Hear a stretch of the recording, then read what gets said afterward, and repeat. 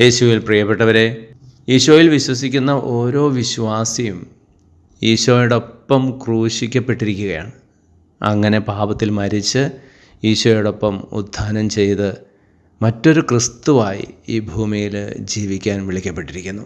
ക്രിസ്തുവിനെ പോലെ ചിന്തിക്കുന്ന, ക്രിസ്തുവിനെ പോലെ സംസാരിക്കുന്ന, ക്രിസ്തുവിനെ പോലെ പ്രവർത്തിക്കുന്ന ഓരോ വിശ്വാസിയും.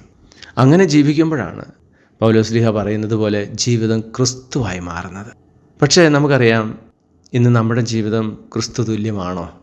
പലപ്പോഴും ലൗകിക മനോഭാവങ്ങൾ നമ്മുടെ സംസാരത്തിൽ, ചിന്തയിൽ, പ്രവൃത്തിയിൽ വരികയും നമ്മളിലുള്ള ക്രിസ്തു മരിക്കുകയും പിശാച് നമ്മളിൽ ജീവിക്കുകയും ചെയ്യുന്ന സാഹചര്യങ്ങൾ പലപ്പോഴും ഉണ്ടാകാറുണ്ട്.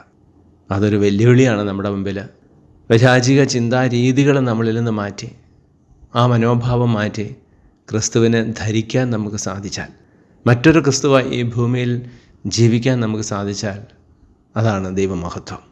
വിശുദ്ധരായ മഹത് വ്യക്തികളൊക്കെ തന്നെ അങ്ങനെ മറ്റൊരു ക്രിസ്തുവായി ഈ ഭൂമിയിൽ ജീവിച്ചവരാ.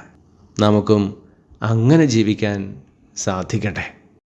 സ്നേഹനാഥനായ ഈശോയെ, ലൗകിക മനോഭാവത്തോടെ ഈ ഭൂമിയിൽ ജീവിച്ച് ക്രിസ്തു ഞങ്ങളിൽ മരിച്ചുപോയ നിമിഷങ്ങൾ ഞങ്ങളോട് ക്ഷമിക്കണമേ, പൊറുക്കണമേ.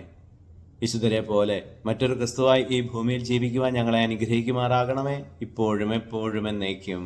ആമേൻ.